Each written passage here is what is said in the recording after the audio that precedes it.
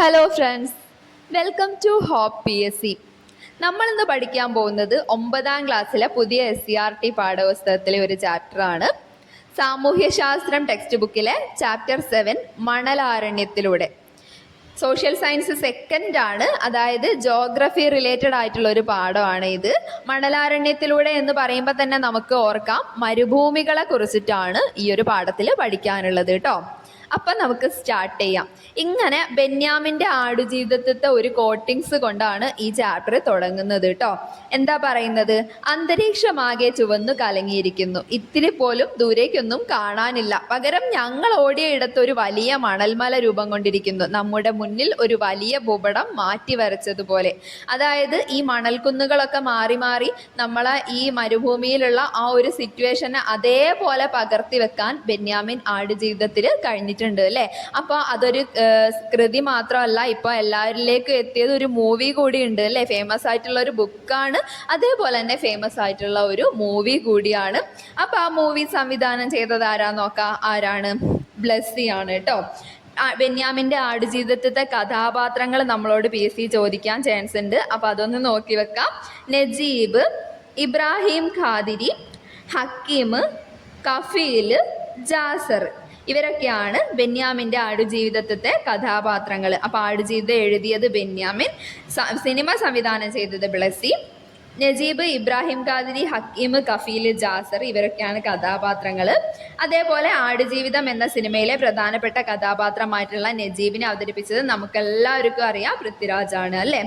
Okay, അപ്പം ഇനി നമുക്ക് മരുഭൂമികളിലേക്ക് കടക്കാം കേട്ടോ. 25 സെൻറ്റിമീറ്ററിലും താഴെ വാർഷിക മഴ ലഭിക്കുന്ന പ്രദേശങ്ങളെയാണ് നമ്മൾ മരുഭൂമി എന്ന് പറയുന്നത്.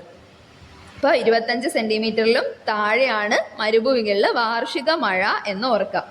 ഉപേക്ഷിക്കപ്പെട്ട സ്ഥലം എന്നർത്ഥമുള്ള ഡെസേർട്ടം എന്ന ലാറ്റിൻ പദത്തിൽ നിന്നാണ് ഡെസേർട്ട് എന്ന പദം ഉണ്ടായത്. അപ്പം മരുഭൂമി എന്നുള്ള വേർഡ് ഏത് വാക്കിൽ നിന്നാണ് ഉണ്ടായത്? ഡെസേർട്ടം എന്ന വാക്കിൽ നിന്നാണ്. അതിൻ്റെ മീനിങ് ഉപേക്ഷിക്കപ്പെട്ട സ്ഥലം എന്നാ. അത് ലാറ്റിൻ വേർഡാ, അതിൽ നിന്നാണ് ഡെസേർട്ട് എന്നുള്ള വേർഡ് ഉണ്ടായിട്ടുള്ളത്. ഓക്കെ, മരുഭൂമികളെ കുറിച്ചുള്ള പഠനമാണ് എറേമോളജി. ഓർത്ത് വെച്ചേക്കുക, എറേമോളജി ഓരോന്നിനെ കുറിച്ചുള്ള സ്റ്റഡിയും പിന്നെ ഫോബിയ അങ്ങനെയൊക്കെ നമ്മളോട് PSC ചോദിക്കുന്നതാണ്. അപ്പം മരുഭൂമികളെ കുറിച്ചുള്ള പഠനമാണ് എറേമോളജി. ഓക്കെ, മരുഭൂമികൾ പൊതുവെ 2 തരത്തിലാണ് ഉള്ളത്. നമ്മുടെ മനസ്സിൽ മണ്ണൊക്കെ നിറഞ്ഞിട്ടുള്ള ഒരു ഉഷ്ണ മരുഭൂമി തന്നെയായിരിക്കും എപ്പോഴും വരിക. അതുകൂടാതെ ശീത മരുഭൂമി കൂടി ഉണ്ട് എന്നുള്ളത് ഓർക്കുക. ആകെ നമ്മളോട് ഒരു കണ്ടീഷനെ പറഞ്ഞിട്ടുള്ളൂ, 20 സെൻറ്റിമീറ്ററിലും താഴെ വാർഷിക മഴ, അതാണ് മരുഭൂമി എന്ന് പറയുന്നത്. അപ്പം തണുത്ത് ഉള്ള ഒരു സ്ഥലവും ഉണ്ടായിരിക്കാം, അതേപോലെ തന്നെ ചൂട് കൊണ്ടുള്ള ഒരു സ്ഥലവും ഉണ്ടായിരിക്കാം. അതായത് ഉഷ്ണ മരുഭൂമിയും ശീത മരുഭൂമിയും ഉണ്ടെന്ന് മനസ്സിലാക്കുക കേട്ടോ. ഉഷ്ണ മരുഭൂമി എന്ന് പറയുമ്പോൾ ഹോട്ട് ഡെസേർട്ട്, ശീത മരുഭൂമി എന്ന് പറയുമ്പോൾ കോൾഡ് ഡെസേർട്ട്. ധ്രുവ പ്രദേശങ്ങളിലും മിതശീതോഷ്ണ പ്രദേശങ്ങളിലും പർവ്വതങ്ങളിലും ഉയർന്ന പീഠഭൂമികളിലും വർഷം മുഴുവൻ മഞ്ഞു മൂടിക്കിടക്കുന്ന കൊടും തണുപ്പ് അനുഭവപ്പെടുന്ന പ്രദേശമാണ് ശീത മരുഭൂമി എന്ന് പറയുമ്പോൾ. ഈ ചിത്രത്തിൽ നോക്കുക, ശീത മരുഭൂമിയാണ്. അതേപോലെ തന്നെ അപ്പുറത്തെ സൈഡിലുള്ളത് ഉഷ്ണ മരുഭൂമിയാണ്. ലോകത്തിലുള്ള പ്രധാനപ്പെട്ട ശീത മരുഭൂമി നോക്കുകയാണെങ്കിൽ അന്റാർട്ടിക്ക, ഗോബി, ലഡാക്ക് എന്നിവയാണ്. അപ്പം 3 ശീത മരുഭൂമി, അന്റാർട്ടിക്ക, ഗോബി, ലഡാക്ക് പഠിച്ചു വെച്ചേക്കാം. ഇനി ലോകത്തിൻ്റെ ഏറ്റവും തണുത്ത മരുഭൂമിയാണ് ഗോബി മരുഭൂമി. ഇപ്പം ലോകത്തിൽ ഏറ്റവും തണുത്ത മരുഭൂമി ഏതാണ്? ഗോബി മരുഭൂമിയാണ്. പൊതുവെ 15 ഡിഗ്രി മുതൽ 30 ഡിഗ്രി വരെ അക്ഷാംശങ്ങൾക്കിടയിൽ വൻകരകളുടെ പടിഞ്ഞാറ് ഭാഗത്തായി കാണപ്പെടുന്ന വരണ്ടതും വളരെ ഉയർന്ന പകൽ താപനില അനുഭവപ്പെടുന്നതുമായ പ്രദേശങ്ങളാണ് ഉഷ്ണ മരുഭൂമി. ഉഷ്ണ മരുഭൂമിയുടെ സവിശേഷത പറയുകയാണെങ്കിൽ ഉയർന്ന പകൽ താപനില, കുറഞ്ഞ രാത്രി താപനില, ദൈനിക താപാന്തരം കൂടുതൽ. ഇത് നമുക്ക് ആലോചിച്ചാൽ തന്നെ അറിയാം അല്ലെ. ഉയർന്ന പകൽ താപനില, അതേപോലെ കുറഞ്ഞ രാത്രി താപനില, രണ്ടും നമ്മൾ പഠിക്കുന്നുണ്ട്. നമുക്കറിയാം ദൈനിക താപാന്തരം എന്ന് വെച്ചിട്ടുണ്ടെങ്കിൽ ഒരു ദിവസം അനുഭവപ്പെടുന്ന ഏറ്റവും കൂടിയ ടെമ്പറേച്ചറും ഏറ്റവും കുറഞ്ഞ ടെമ്പറേച്ചറും തമ്മിലുള്ള ഡിഫറൻസ് ആണ്. അപ്പോൾ ഉയർന്ന പകൽ താപനിലയും കുറഞ്ഞ രാത്രി താപനിലയും അനുഭവപ്പെടുന്നുണ്ടെന്നുണ്ടെങ്കിൽ അതിനുള്ള ഡിഫറൻസ് എന്ന് പറയുന്നത് എപ്പോഴും കൂടി തന്നെ ഇരിക്കുമല്ലേ. അപ്പോൾ ദൈനിക താപാന്തരം കൂടുതലായിരിക്കും. ഓക്കെ, ഇനി ലോകത്തിലുള്ള പ്രധാനപ്പെട്ട ഉഷ്ണ മരുഭൂമികൾ നോക്കാം. സഹാറ, അറേബ്യൻ മരുഭൂമി, താർ. ഇപ്പൊ സഹാറ ആഫ്രിക്കയിലാണ്, അതേപോലെ അറേബ്യൻ മരുഭൂമി, പിന്നെ താർ ഇന്ത്യയിലുള്ള ഇന്ത്യൻ മരുഭൂമി, താർ.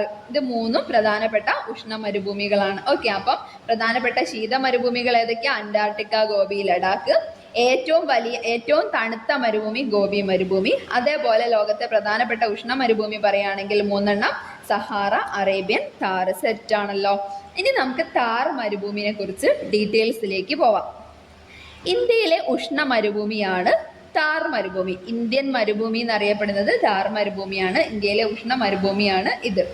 ഇതിന്റെ അതിരുകൾ നമുക്ക് ടെക്സ്റ്റ് ബുക്കിൽ ഇതേപോലെ എടുത്തു പറയുന്നുണ്ട്, അതുകൊണ്ട് തന്നെ പഠിച്ചു വെച്ചേക്കാം. വടക്ക് പടിഞ്ഞാറ് ഭാഗത്ത് സത്ലജ് നദീതടം. സത്ലജ് നദീതടമാണ്. വടക്ക് എന്ന് ചോദിച്ചാലും വടക്ക് പടിഞ്ഞാറ് എന്നൊക്കെ ചോദിച്ചാലും സത്ലജ് നദീതടമാണ്. ഓക്കെ, പടിഞ്ഞാറ് ഭാഗത്തേക്ക് സിന്ധു നദീതടമാണ്. അതെങ്ങനെയാ ഓർക്കുക? നമ്മളിപ്പം ഈ ബിഗ് എന്ന് പറയുന്നതാണല്ലോ ഈ ഹിമാലയൻ നദികൾ എന്ന് പറയുന്നത്. ഏതൊക്കെയാ? ബ്രഹ്മപുത്ര, ഇൻഡസ്, ഗംഗ. അപ്പൊ ഇതിൽ ഇൻഡസ് മാത്രമാണ് പടിഞ്ഞാറോട്ട് ഒഴുകുന്നത്, നമ്മളെ സിന്ധു മാത്രമാണ് പടിഞ്ഞാറോട്ട് ഒഴുകുന്നത്. ബാക്കി 2 ഹിമാലയൻ നദികളും കിഴക്കോട്ടാണ് ഒഴുകുന്നത്. അപ്പൊ നമ്മൾ ഓൾറെഡി സിന്ധുവിനെ കുറിച്ചിട്ട് അങ്ങനെ പഠിച്ചു വെച്ചിട്ടുണ്ട്. അപ്പൊ സിന്ധു എന്ന് പറയുന്നത് പടിഞ്ഞാറ് ഭാഗത്താണ് എന്നുള്ളതും കൂടി ഒന്ന് കണക്ട് ആക്കാൻ പറ്റും. ഓക്കെ, ഇനി കിഴക്ക് നോക്കാം. കിഴക്ക് അരാവലി നിരകളാണ്. അരാവലി നിരകളാണ് കിഴക്ക് ഭാഗത്ത് നമ്മുടെ ആരവല്ലി പർവ്വതനിര ഓർത്ത് വെച്ചേക്കാം. ഇനി തെക്ക് ഭാഗത്താണെങ്കിലോ റാൻ ഓഫ് കച്ച് ആണ്. ഈ രാജസ്ഥാന്റെ നേരെ താഴെയായിട്ട് ഗുജറാത്താണല്ലോ ഉള്ളത്. അപ്പൊ ആ ഗുജറാത്തിലുള്ള റാൻ ഓഫ് കച്ച് ആണ് ഈ താഴെ ഭാഗം. അതായത് നമ്മളെ താർ മരുഭൂമിയുടെ താഴെ ഭാഗം എന്ന് പറയുന്നത് തെക്ക് റാൻ ഓഫ് കച്ച് ആണ്. സെറ്റ് ആണല്ലോ. അപ്പൊ വടക്ക് പടിഞ്ഞാറ് സത്ലജ് നദീതടം, പടിഞ്ഞാറ് ഭാഗത്തായി സിന്ധു നദീതടം, പിന്നെ കിഴക്ക് ഭാഗത്തായി ആരവല്ലി നിരകൾ, പിന്നെ തെക്ക് ഭാഗത്തായി റാൻ ഓഫ് കച്ച്. ഓക്കെ, ഇനി നമുക്ക് ഇന്ത്യൻ ഉപഭൂഖണ്ഡത്തിന്റെ വടക്ക് പടിഞ്ഞാറ് ഭാഗത്തായി സ്ഥിതി ചെയ്യുന്ന വിശാലമായ ഭൂപ്രദേശമാണ് താർ മരുഭൂമി എന്ന് പറയാം. അതായത് ഇന്ത്യൻ ഉപഭൂഖണ്ഡത്തിന്റെ, നമ്മളെ ഇന്ത്യന്റെ ഒരു പാകിസ്ഥാനും ആ ഒരു എല്ലാം കൂടി ഉൾപ്പെടുന്ന ഇന്ത്യൻ ഉപഭൂഖണ്ഡം ഉണ്ടല്ലോ, അതിന്റെ വടക്ക് പടിഞ്ഞാറ് ഭാഗത്താണ് ഈ താർ മരുഭൂമി എന്നുള്ളത് ഓർക്കാട്ടോ. ഇനി താർ മരുഭൂമിയുടെ ആകെ വിസ്തൃതി എന്ന് പറയുന്നത് ഏകദേശം 2 ലക്ഷം ചതുരശ്ര കിലോമീറ്റർ ആണ്.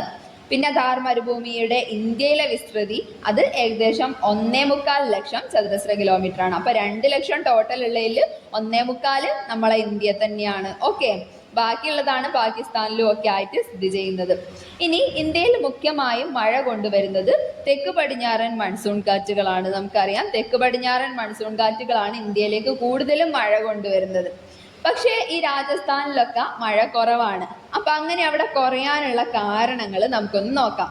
അതായത് രാജസ്ഥാനിലെ പടിഞ്ഞാറൻ മേഖലയിൽ മഴ തീരെ കുറവാണ്. അങ്ങനെ കുറയാനുള്ള കാരണം, അല്ലെങ്കിൽ താർ മരുഭൂമിയുടെ രൂപീകരണത്തിന് കാരണമായിട്ടുള്ള സാഹചര്യങ്ങൾ എന്നൊക്കെ പറയാം. അതെന്തൊക്കെയാന്ന് നോക്കാം. ഫസ്റ്റ് വണ്, പടിഞ്ഞാറൻ തീരസമതലത്തിലൂടെ ഗുജറാത്തിലേക്ക് പ്രവേശിക്കുന്ന തെക്ക് പടിഞ്ഞാറൻ മൺസൂൺ കാറ്റുകൾ, അതല്ലെങ്കിൽ അതിന്റെ അറബിക്കടൽ ശാഖ അരാവലി പർവ്വതനിരകൾക്ക് സമാന്തരമായി കടന്നു പോകുന്നു. അങ്ങനെ പോകുന്നതിനാൽ രാജസ്ഥാന്റെ ഉൾപ്രദേശങ്ങളിലേക്ക് അത് പ്രവേശിക്കുന്നില്ല. അതുകൊണ്ട് തന്നെ ഈ മഴക്കാറ്റുകളിൽ നിന്നും ഇന്ത്യയുടെ വടക്ക് പടിഞ്ഞാറൻ മേഖല, അതായത് പ്രത്യേകിച്ച് രാജസ്ഥാന്റെ പടിഞ്ഞാറൻ മേഖലയിൽ മഴ ലഭിക്കുന്നില്ല. മഴ ലഭിക്കാനുള്ള സാധ്യത കുറയുന്നു. ഓക്കെ, പിന്നെ താർ മരുഭൂമി പ്രദേശങ്ങളിലെ ഉയർന്ന ബാഷ്പീകരണ തോത്, അത് നമ്മളെ ഈ മേഘങ്ങൾ മഴമേഘങ്ങൾ ഇങ്ങനെ വരുന്ന സമയത്ത് വെള്ളവും വഹിച്ച് വരുന്ന മേഘങ്ങളാണ്. അവിടെ ബാഷ്പീകരണ തോത് കുറവായതുകൊണ്ടും അതേപോലെ തന്നെ വരണ്ട കാറ്റും മഴ പെയ്യാനുള്ള സാധ്യത കുറയ്ക്കുന്നു. ഓക്കെ, അപ്പൊ ആ വെള്ളമൊക്കെ ബാഷ്പീകരിക്കപ്പെട്ടു പോകും ആ ഒരു രീതിയും, പിന്നെ വരണ്ട കാറ്റും ഉണ്ട് ആ ഒരു ഏരിയയിൽ. അതുകൊണ്ട് തന്നെ മഴ പെയ്യാനുള്ള സാധ്യത കുറയുന്നു. ഓക്കെ, പിന്നെ ഹിമാലയൻ പർവ്വതത്തിന് സമാന്തരമായി കിഴക്ക് നിന്ന് പടിഞ്ഞാറോട്ട് സഞ്ചരിക്കുന്ന തെക്കു പടിഞ്ഞാറൻ മൺസൂൺ കാറ്റിന്റെ ബംഗാൾ ഉൾക്കടൽ ശാഖയെ ഇന്ത്യയുടെ വടക്ക് പടിഞ്ഞാറ് ഭാഗത്ത് നിന്ന് അരാവലി പർവ്വതനിരകൾ തടഞ്ഞു നിർത്തുന്നു. അതുകൊണ്ടും ബംഗാൾ ഉൾക്കടൽ ശാഖയിൽ നിന്ന് താർ മരുഭൂമി പ്രദേശങ്ങളിലേക്ക് മഴ ലഭിക്കുന്നില്ല. അതായത് ആരവല്ലി പർവ്വതനിരകൾ തന്നെയാണ് ഇവരെ ഒരു പ്രൊട്ടക്ഷൻ എന്നാണോ പറയുക അതിന്, അതായത് ഒരു കവാടം പോലെ സ്ഥിതി ചെയ്യുന്നത് കൊണ്ടാണ് അവിടേക്ക് എന്ത് വരാത്തത്, കാറ്റ്, അതായത് മഴമേഘങ്ങളൊന്നും വരാത്തത് എന്നുള്ളത് മനസ്സിലാക്കാം കേട്ടോ. 2 രീതിക്കാണെങ്കിലും അരാവലി പർവ്വതനിരകളാണ് അവിടേക്കുള്ള കാറ്റുകളെ തടയുന്നത് എന്നുള്ളത് ഓർക്കാം. ഇനി ദശലക്ഷക്കണക്കിന് വർഷങ്ങളോളം ഇതേ ഒരു അന്തരീക്ഷ സ്ഥിതി തുടരുന്ന ഭൂപ്രദേശം ആയതിനാൽ തന്നെ ഇതൊരു മരുഭൂമിയായി മാറി എന്നും പറയാം. ഓക്കെ, ഇനി നമുക്ക് ഈ ഒരു ബംഗാൾ ഉൾക്കടൽ ശാഖേന്റെ കാര്യം നോക്കാം. തെക്ക് പടിഞ്ഞാറൻ മൺസൂൺ കാറ്റുകളുടെ ഏത് ശാഖയെ അടിസ്ഥാനമാക്കിയാണ് താർ മരുഭൂമിയെ ഒരു മഴനിഴൽ പ്രദേശമായി പറയാൻ പറ്റുക? നമ്മളിപ്പോൾ ഇത്രയും നേരം ഡിസ്കസ് ചെയ്ത കാര്യം വെച്ചിട്ട് നമ്മൾ ഈ തെക്ക് പടിഞ്ഞാറൻ മൺസൂണിനെ വെച്ചിട്ട് അങ്ങനെ പറയാൻ പറ്റുമോ? ഇല്ല. അതായത് തെക്ക് പടിഞ്ഞാറൻ മൺസൂണിന്റെ ബംഗാൾ ഉൾക്കടൽ ശാഖ നമ്മൾ പറഞ്ഞു ഈ ഇന്ത്യന്റെ തെക്ക് ഭാഗത്ത് നമ്മളെ കേരളത്തിന്റെ ആ ഒരു റീജിയണിൽ വെച്ചിട്ട് ഇത് 2 ശാഖകളായിട്ട് പിരിയുന്നുണ്ട്. അപ്പൊ ആ ഒരു പിരിഞ്ഞിട്ട് ബംഗാൾ ഉൾക്കടൽ ശാഖ ഉണ്ടല്ലോ, ആ ഒരു ശാഖ കാരണമാണ് ഇതൊരു മഴനിഴൽ പ്രദേശം എന്ന് പറയാൻ പറ്റുക കേട്ടോ. ഇനി താർ മരുഭൂമി വ്യാപിച്ചു കിടക്കുന്ന ഇന്ത്യൻ സംസ്ഥാനങ്ങൾ എന്ന് വെച്ചാൽ ഫസ്റ്റ് വൺ രാജസ്ഥാൻ, പിന്നെ ഹരിയാന, പിന്നെ പഞ്ചാബ്, അതേപോലെ ഗുജറാത്ത്. രാജസ്ഥാനിലാണ് മെയിനായിട്ട്, അതായത് 2/3 ഭാഗവും രാജസ്ഥാനിലാണ്. താർ മരുഭൂമി വ്യാപിച്ച മറ്റ് സംസ്ഥാനങ്ങൾ പറയുകയാണെങ്കിൽ ഹരിയാന, പഞ്ചാബ്, ഗുജറാത്ത് കണക്ട് ചെയ്ത് വെച്ചേക്കാം. ഇനി ഭൂമിശാസ്ത്രപരമായി താർ മരുഭൂമിനെ 2 പ്രധാനപ്പെട്ട വിഭാഗങ്ങളാക്കിയിട്ട് തിരിക്കാം. ഏതൊക്കെയാ? മരുസ്ഥലി ഭാഗർ, രാജസ്ഥാൻ ഭാഗർ. മരുസ്ഥലി ഭാഗർ എന്ന് പറയുമ്പോൾ വരണ്ട സമതലമാണ്, യഥാർത്ഥ മരുഭൂമി മേഖല അല്ലെങ്കിൽ വരണ്ട സമതലം. ഓക്കെ, പിന്നെ രാജസ്ഥാൻ ഭാഗർ. രാജസ്ഥാൻ ഭാഗർ എന്ന് പറയുമ്പോൾ അർദ്ധ മരുഭൂമി മേഖല അല്ലെങ്കിൽ അർദ്ധ വരണ്ട സമതലം. അപ്പൊ യഥാർത്ഥ മരുഭൂമി ഏതാ? മരുസ്ഥലി ഭാഗർ. ആ പേര് തന്നെ ഉണ്ടല്ലോ, മരുസ്ഥലി ഭാഗർ. യഥാർത്ഥ മരുഭൂമിയാണ് കേട്ടോ, മരുഭൂമിയാണ്. ഓക്കെ, ഇനി പിന്നെ പാകിസ്ഥാനിലെ സിന്ധ്, പഞ്ചാബ് പ്രവിശ്യകളിലും താർ മരുഭൂമിയുടെ തുടർച്ച കാണപ്പെടുന്നുണ്ട്. നമുക്കറിയാം രാജസ്ഥാനിലും ഹരിയാനയിലും പഞ്ചാബിലും ഗുജറാത്തിലും ഉണ്ട്. ഇതെല്ലാം കൂടി കൂട്ടിയാലും 1.25 ഭാഗം മാത്രം, അതായത് 1.25 ലക്ഷം ചതുരശ്ര കിലോമീറ്റർ ഭാഗേ ആവുന്നുള്ളൂ. ബാക്കിയുള്ള ഒരു 2 ലക്ഷം മൊത്തമായിട്ടുണ്ട് എന്ന് നമ്മൾ പറഞ്ഞല്ലോ. 2 ലക്ഷം ചതുരശ്ര കിലോമീറ്റർ വിസ്തൃതി ഉണ്ട്. അപ്പം ആദ്യത്തെ ബാക്കി ഭാഗം എവിടെയാണുള്ളത്? അത് പാകിസ്ഥാനിലാണ് കേട്ടോ. പാകിസ്ഥാനിലുള്ള സിന്ധ്, പഞ്ചാബ് പ്രവിശ്യകളിലായിട്ടാണ് താർ മരുഭൂമിയുടെ തുടർച്ച കാണപ്പെടുന്നത്. ഓക്കെ, സെറ്റാണല്ലോ. ഇനി ഭൂമിശാസ്ത്രപരമായി താർ മരുഭൂമിയുടെ 2 പ്രധാന ഭാഗങ്ങൾ പഠിക്കാം. First one Marusthali Bagar, second one Rajasthan Bagar. അപ്പൊ മരുസ്ഥലി ഭാഗർ എന്നും രാജസ്ഥാൻ ഭാഗർ എന്നും 2 ഭാഗങ്ങളാണ് താർ മരുഭൂമിക്ക് ഉള്ളത്. മരുസ്ഥലി ഭാഗർ എന്ന് പറയുമ്പം വരണ്ട സമതലമാണ്. രാജസ്ഥാൻ ഭാഗർ എന്ന് പറയുമ്പം അർദ്ധ മരുഭൂമി മേഖലയാണ്. യഥാർത്ഥ മരുഭൂമി ഏതാ? അത് നമ്മളെ മരുസ്ഥലി ഭാഗറാണ് കേട്ടോ. മരുസ്ഥലി ഭാഗർ എന്ന് പറയുമ്പോൾ അതിലൊരു മരു എന്നുള്ളതുണ്ടല്ലോ, അപ്പൊ മരുഭൂമി അതാണ്, യഥാർത്ഥ മരുഭൂമി അതാണ്, മരുസ്ഥലി ഭാഗറാണ്. സെറ്റാണല്ലോ. അപ്പൊ മരുസ്ഥലി ഭാഗർ യഥാർത്ഥ മരുഭൂമി മേഖലയാണ്. രാജസ്ഥാൻ ഭാഗർ എന്ന് പറയുമ്പോൾ അർദ്ധ മരുഭൂമി മേഖലയാണ്, അർദ്ധ വരണ്ട സമതലം എന്നൊക്കെ പറയാം. ഓക്കെ, ഇനി നമുക്ക് ഇത് 1 by 1 ആയിട്ട് നോക്കാം. ഫസ്റ്റ് തന്നെ നമുക്ക് മരുസ്ഥലി ഭാഗർ പഠിക്കാം. ഗ്രാനൈറ്റ്, നൈസ്, ഷിസ്റ്റ് തുടങ്ങിയവയാൽ നിർമ്മിതമായ തടശിലകൾ അങ്ങിങ്ങായി ഉയർന്നു നിൽക്കുന്ന അതിവിശാലമായ മണൽപ്പരപ്പുകളാണ് മരുസ്ഥലി. മരുസ്ഥലി എന്ന് വെച്ചാൽ എന്താണ്? തടശിലകൾ കൊണ്ട് ഉണ്ടാക്കിയിട്ടുള്ള ഒരു അതിവിശാലമായിട്ടുള്ള മണൽപ്പരപ്പാണ്. തടശില എന്ന് വെച്ചാൽ എന്തുകൊണ്ടൊക്കെ നിർമ്മിതമായിട്ടുള്ളതാ? ഗ്രാനൈറ്റ്, നൈസ്, ഷിസ്റ്റ് ഇങ്ങനെയുള്ള അങ്ങിങ്ങായിട്ട് ഉയർന്നു നിൽക്കുന്ന അതിവിശാലമായ മണൽപ്പരപ്പാണ് മരുസ്ഥലി. ഓക്കെ, മരുസ്ഥലിയിലെ അടിസ്ഥാന ശിലകൾ എന്ന് പറയുന്നത് ഉപദ്വീപീയ പീഠഭൂമിയുടെ വടക്ക് പടിഞ്ഞാറൻ തുടർച്ചയെ കണക്കാക്കുന്നു. അതായത് മരുസ്ഥലിയിലുള്ള അടിസ്ഥാന ശിലകൾ, ഈ ഗ്രാനൈറ്റ്, നൈസ്, ഷിസ്റ്റ് എന്നൊക്കെ പറയുന്നത് ഉപദ്വീപീയ പീഠഭൂമിയുടെ വടക്ക് പടിഞ്ഞാറൻ തുടർച്ചയായിട്ടാണ് കാണപ്പെടുന്നത്. മരുഭൂമി എന്ന് പറയുന്നത് ഉപദ്വീപീയ പീഠഭൂമിയുടെ ഒരു വടക്ക് പടിഞ്ഞാറൻ തുടർച്ചയാണ് എന്നുള്ളത് ഓർക്കാട്ടോ. ഇനി സമുദ്രനിരപ്പിൽ നിന്നും 200 മീറ്റർ മുതൽ 250 മീറ്റർ വരെയാണ് മരുസ്ഥലി പ്രദേശത്തിന്റെ ശരാശരി ഹൈറ്റ്. 200 to 250 ആണ് ഹൈറ്റ്.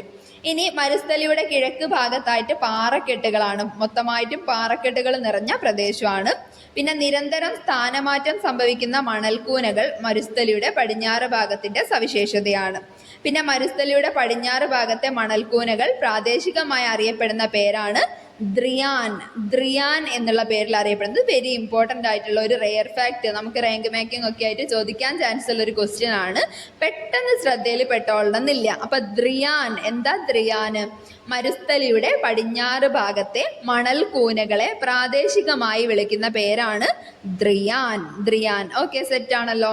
ഇനി ഭൗമോപരിതലത്തിൽ എത്തുന്നതിന് മുമ്പ് മാഗ്മ ഭൗമാന്തർ ഭാഗത്ത് വെച്ച് തണുത്തുറഞ്ഞിട്ടാണ് ഗ്രാനൈറ്റ് ശിലകൾ ഉണ്ടാകുന്നത് കേട്ടോ. നമ്മളിപ്പോൾ പഠിച്ചു ഗ്രാനൈറ്റ്, നൈസ്, ഷിസ്റ്റ് ഒക്കെ കൊണ്ടാണ് മരുസ്ഥലി പ്രദേശം ഉണ്ടായിരിക്കുന്നത് എന്ന്.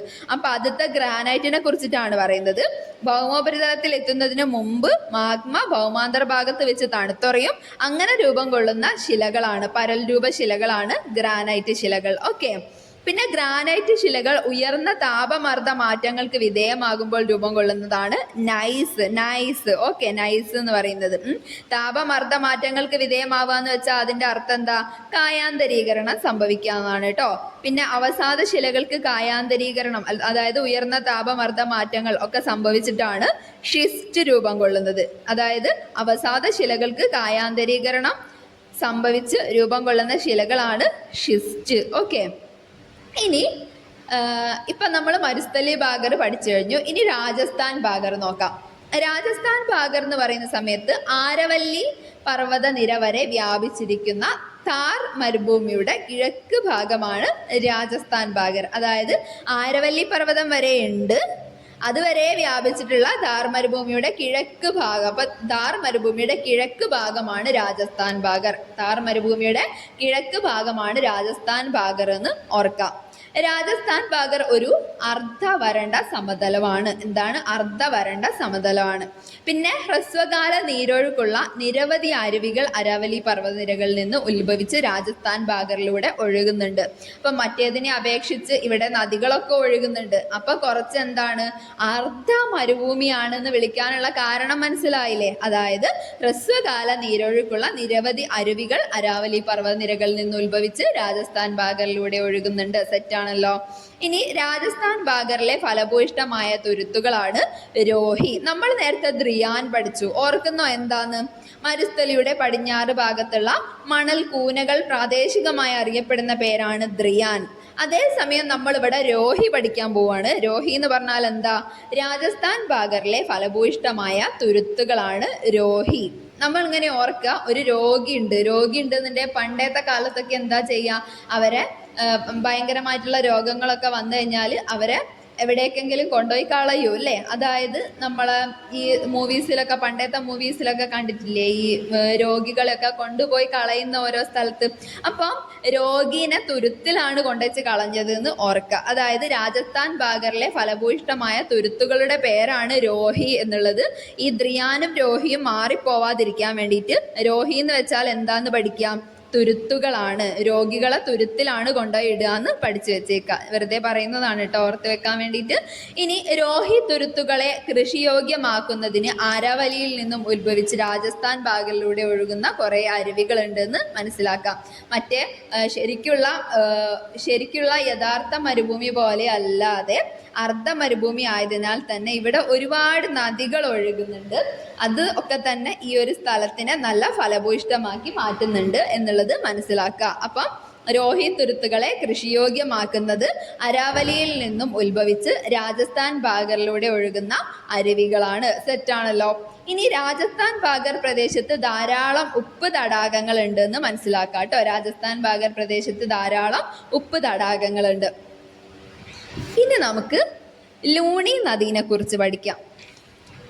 ലൂണി നദി എന്ന് പറയുമ്പം അജ്മീറിനടുത്ത് അരാവലി പർവ്വതനിരയിൽ നിന്നാണ് ലൂണി നദി ഉത്ഭവിക്കുന്നത്. ഇത് മഴക്കാലത്ത് മാത്രമേ വെള്ളം ഉണ്ടാവുള്ളൂ. അതായത് മഴക്കാലത്ത് മാത്രമേ ലൂണി നദിയിൽ നീരൊഴുക്ക് ഉണ്ടാവാറുള്ളൂ. ലൂണി നദിയുടെ പ്രധാനപ്പെട്ട പോഷക നദികളാണ് ലിൽക്രി, സുക്രി, ജവായി. ലിൽക്രി, സുക്രി, ജവായി ഓർത്ത് വെച്ചേക്കുക. ലൂണി നദിയുടെ പോഷക നദികളാണ്. നദിയും അതിൻ്റെ പോഷക നദിയും നമുക്ക് വെരി ഇമ്പോർട്ടൻ്റ് ആണ്, നമ്മളോട് PSC ചോദിക്കുന്ന ക്വസ്റ്റ്യൻ ആണ്. അപ്പം ലൂണി നദിയുടെ പോഷക നദികൾ 3 എണ്ണം ഉണ്ട്: ലിൽറി, സുക്രി, ജവായി. സെറ്റാണല്ലോ.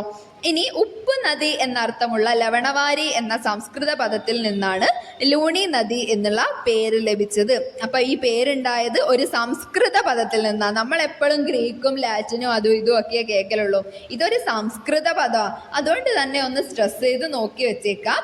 ഉപ്പ് നദി എന്നർത്ഥമുള്ള ലവണവാരി എന്ന സംസ്കൃത പദത്തിൽ നിന്നാണ് ലൂണി നദി എന്ന പേര് ലഭിച്ചത്. ഓക്കെ ആണല്ലോ. ഇനി ഇതിന്റെ ഏകദേശ ദൈർഘ്യം എന്ന് പറയുന്നത് 482 കിലോമീറ്റേഴ്സ് ആണ്. ലൂണി നദിയുടെ ഏകദേശ ദൈർഘ്യം 482 കിലോമീറ്റർ ആണ്. 482 കിലോമീറ്റേഴ്സ്. ഓക്കെ. പിന്നെ ഗുജറാത്തിലെ റാൻ ഓഫ് കച്ച് മേഖലയിലേക്ക് ഒഴുകുന്ന കാലികമായി മാത്രം നീരൊഴുക്കുള്ള പ്രധാനപ്പെട്ട നദിയാണ് ലൂണി എന്ന് ഓർത്തു വെച്ചേക്കുക. ലൂണി നദിയുടെ വടക്ക് ഭാഗത്തുള്ള മണൽപ്പരപ്പാണ് താലി. താലി എന്ന് പറയുന്നത് ലൂണി നദിയുടെ വടക്ക് ഭാഗത്തായിട്ടുള്ള മണൽപ്പരപ്പാണ്. ഓക്കെ. ലൂണി നദി കഴിഞ്ഞാൽ പിന്നെ നമുക്ക് രാജസ്ഥാൻ ഭാഗത്തിൽ പഠിക്കാനുള്ളത് തടാകങ്ങളെ കുറിച്ചിട്ടാണ്. സാമ്പർ തടാകം എന്ന് പറഞ്ഞൊരു തടാകം ഉണ്ട് അവിടെ. രാജസ്ഥാൻ ഭാഗത്തിലെ ഏറ്റവും വലിയ തടാകമാണ് സാമ്പർ തടാകം. ഇതെന്ന് പറയുന്നത് ജയ്പൂരിന് ഏകദേശം 65 കിലോമീറ്റർ പടിഞ്ഞാറ് ഭാഗത്തായിട്ടാണ് സ്ഥിതി ചെയ്യുന്നത്. സാമ്പർ തടാകം ജയ്പൂരിന് 65 കിലോമീറ്റർ പടിഞ്ഞാറ് ഭാഗത്തായാണ് സ്ഥിതി ചെയ്യുന്നത്. പിന്നെ മഴക്കാലത്ത് ഇതിൽ ഏകദേശം 225 ചതുരശ്ര കിലോമീറ്റർ വരെ വിസ്തൃതി കൈവരിക്കുന്ന സാമ്പർ തടാകം വരൾച്ചാ കാലത്ത് ഗണ്യമായി ചുരുങ്ങുന്നുണ്ട്. അതായത് ഈ ഒരു തടാകത്തിന് 225 ചതുരശ്ര കിലോമീറ്റർ വരെ വിസ്തൃതി ഉണ്ടായിരിക്കും എപ്പം? മഴക്കാലത്ത്. എന്നാൽ വരൾച്ചാ കാലം ആകുമ്പോഴത്തേക്കും അത് കുറെയൊക്കെ വറ്റി വരണ്ട് കുറച്ച് വിസ്തൃതിയിൽ മാത്രമേ അത് കാണപ്പെടുകയുള്ളൂ. ഓക്കെ. പിന്നെ രാജസ്ഥാൻ ബാഗർ മേഖലയുടെ മറ്റ് പ്രധാനപ്പെട്ട ഉപ്പ് തടാകങ്ങൾ ഏതൊക്കെയാന്ന് ചോദിച്ചാൽ ദിദ്വാന ഉണ്ട്, ദിദ്വാന. അതേപോലെ സർഗോൾ ഉണ്ട്, സർഗോൾ. പിന്നെ കാത്തു. അപ്പം ദിദ്വാന, സർഗോൾ, കാത്തു ഈ 3 രാജസ്ഥാൻ ബാഗർ മേഖലയുടെ മറ്റ് പ്രധാനപ്പെട്ട ഉപ്പ് തടാകങ്ങളാണ്. ഓക്കെ. ഇനി ഉപ്പ് തടാകങ്ങളെ ഉപ്പ് ഉൽപാദനത്തിന് വ്യാപകമായി പ്രയോജനപ്പെടുത്തുന്നുണ്ട്. അവിടെ ലവണാംശം കൂടുതലായിരിക്കും ഉണ്ടാവുക. അതായത് മണ്ണിലെ ഉയർന്ന ലവണാംശവും കുറഞ്ഞ മഴയും ഉയർന്ന ബാഷ്പീകരണ നിരക്കുമുള്ള വരണ്ട കാലാവസ്ഥയും ഉള്ളതിനാൽ താർമരുഭൂമിയിലെ ജലാശയങ്ങളിൽ ലവണാംശം കൂടുതലാണ്. ഓക്കെ. ഇനി ഭൂരൂപങ്ങളാണ്. മരുഭൂമിയിലുള്ള ഭൂരൂപങ്ങൾ നമ്മൾ പൊതുവെ PSC ഒരു പ്രിയപ്പെട്ട ഏരിയ ആണ്. PSC നമ്മളോട് ചോദിക്കുന്ന ക്വസ്റ്റ്യൻ ആണ്. ചുഴറ്റി വീശുന്ന ശക്തമായ കാറ്റ് മരുഭൂമിയിലെ വരണ്ട മണ്ണിനെ ഇളക്കി മാറ്റി മറ്റൊരിടത്തേക്ക് കൊണ്ടുപോകുന്നു. അങ്ങനെ പല പല ഭൂരൂപങ്ങൾ ഇവിടെ സൃഷ്ടിക്കപ്പെടുന്നുണ്ട്. കാറ്റിലൂടെയാണ് ഈ ഭൂരൂപങ്ങളൊക്കെ ഉണ്ടാവുന്നത്. മണൽത്തരിനെ മാറ്റുന്നതാരാ? കാറ്റാണ് എന്ന് ഓർക്കുക. കാറ്റിലൂടെ മണൽത്തരികൾ നീക്കം ചെയ്യുന്ന പ്രക്രിയയാണ് അപവഹനം അല്ലെങ്കിൽ ഡിഫ്ലേഷൻ. ഓക്കെ. ഒരേ ദിശയിൽ ശക്തമായി കാറ്റ് വീശുമ്പോൾ അപവഹന പ്രക്രിയയിലൂടെ രൂപം കൊള്ളുന്ന ആഴം കുറഞ്ഞ ഗർത്തങ്ങളാണ് അപവഹന ഗർത്തങ്ങൾ അല്ലെങ്കിൽ ഡിഫ്ലേഷൻ ഹോൾസ് എന്ന് പറയുന്നത്. ശക്തമായി വീശുന്ന കാറ്റ് വഹിച്ചു കൊണ്ടുവരുന്ന മണൽത്തരികളും മറ്റു ശിലാപദാർത്ഥങ്ങളും ഭൂമിയിൽ ഉയർന്നു നിൽക്കുന്ന ശിലകൾ ശക്തമായി ഉരസുന്നതിന്റെ ഫലമായി ശിലകൾക്ക് തേയ്മാനം സംഭവിക്കുന്നു. ഇങ്ങനെ സംഭവിക്കുന്ന അപരദന പ്രക്രിയനെ പറയുന്ന പേരാണ് അപഘർഷണം. അപ്പം തേയ്മാനം, അതായത് ശക്തമായി ഉരസി നീങ്ങുന്നത് കൊണ്ട് ഉണ്ടാവുന്ന ചലനം ഏതാ? അവിടെ ഉണ്ടാവുന്ന ബലം ഏതാ? ഘർഷണ ബലമാണല്ലോ. അപ്പൊ നമ്മൾ പഠിക്കുന്നതല്ല. അപ്പൊ ഈ ഒരു മണൽത്തരികളെ മേലെ ഉരസി നീങ്ങുന്നത് ആയതുകൊണ്ട് തന്നെ ഇവിടെ അപഘർഷണം ആ ഒരു വേർഡ് കണക്ട് ചെയ്താൽ മതി. പിന്നെ മറ്റേതെന്താ മുന്നേ നമ്മൾ പഠിച്ചത്? കാറ്റിലൂടെ മണൽത്തരികൾ നീക്കം ചെയ്യുന്ന പ്രക്രിയ അപവഹനം. ഓക്കെ. അപവഹനം. ഉരസി നീങ്ങുന്നത് ഏതാ? അപഘർഷണം. ഓക്കെ. പിന്നെ ഈ അപവഹനം കാരണം ഉണ്ടാവുന്ന ഹോൾസിനെയാണ് നമ്മൾ ഡിഫ്ലേഷൻ ഹോൾസ് അല്ലെങ്കിൽ അപവഹന ഗർത്തങ്ങൾ എന്ന് പറയുന്നത്. ഓക്കെ. ഇനി തുടർച്ചയായ അപവഹന പ്രക്രിയയുടെ ഫലമായി കാലക്രമേണ ഭൂമിയിലെ ഗുഹകൾ രൂപപ്പെടുന്നുണ്ട്. അതേപോലെ കാറ്റിന് ശിലാപദാർത്ഥങ്ങളെ വലിപ്പത്തിനനുസരിച്ച് ഒരു നിശ്ചിത ഉയരം വരെ മാത്രമേ ഉയർത്താൻ വേണ്ടി പറ്റുള്ളൂ. അതുകൊണ്ട് തന്നെ ഓരോ രൂപങ്ങൾക്കും ഓരോ പേര് കൊടുത്തിട്ട് നമ്മൾ പഠിക്കുന്നുണ്ട്.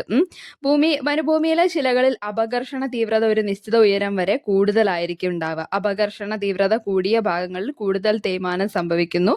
അങ്ങനെയുള്ളപ്പോൾ സൃഷ്ടിക്കപ്പെടുന്ന കൂൺ സമാനമായിട്ടുള്ള ഭൂരൂപങ്ങളെ വിളിക്കുന്ന പേരാണ് കൂൺശിലകൾ, മഷ്റൂം റോക്സ് എന്ന് പറയുന്നത്. അതേപോലെ തന്നെ മണൽമേടുകളുണ്ട്. ഡിഫറെന്റ് കൈൻഡ്സ് ഓഫ് മണൽമേടുകളുണ്ട്. ബർക്കനുകളൊക്കെ PSC എപ്പോഴും ചോദിക്കുന്ന ക്വസ്റ്റ്യൻ ആണ് കേട്ടോ. അതിന്റെ രൂപമൊക്കെ നമുക്ക് പഠിക്കാം. അപ്പൊ ഫസ്റ്റ് തന്നെ കാലാന്തരത്തിൽ നമ്മൾ കൂൺശിലകൾ പറഞ്ഞു. കൂൺശിലകളാണ് ഈ ചിത്രത്തിൽ കാണിച്ചിരിക്കുന്നത്. കണ്ടില്ലേ? ഏകദേശം ഒരു കൂണിന്റെ ഷേപ്പിൽ ഒരു അടിഭാഗം ഫുള്ളായിട്ടും മണ്ണ് എടുത്തു പോയിട്ടുണ്ട്.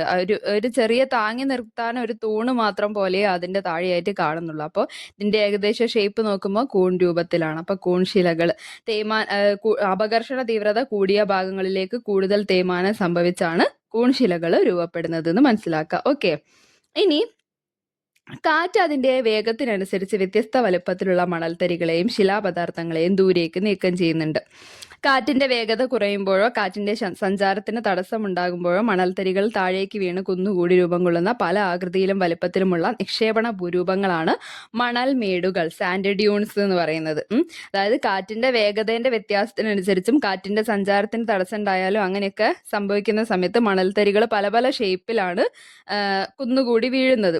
അങ്ങനെ രൂപപ്പെടുന്ന പല ആകൃതിയിലും വലുപ്പത്തിലുമുള്ള നിക്ഷേപണ ഭൂരൂപങ്ങളുടെ പേരാണ് മണൽമേടുകൾ. പല പല രീതിയിൽ മണലുകൾ ഇങ്ങനെ കൂടി നിൽക്കും. കാരണം കാറ്റിന്റെ വേഗതയും കാറ്റിനുണ്ടാവുന്ന തടസ്സങ്ങളും ഒക്കെ കാരണമാണ് ഇങ്ങനെയൊക്കെ സംഭവിക്കുന്നത്. ഓക്കെ, ഇനി കാറ്റിന്റെ നിക്ഷേപണ പ്രക്രിയയാൽ കുന്നുകൂടുന്ന അയഞ്ഞ മൺകൂനകളാണ് മണൽമേടുകൾ എന്ന് പറയുന്നത്.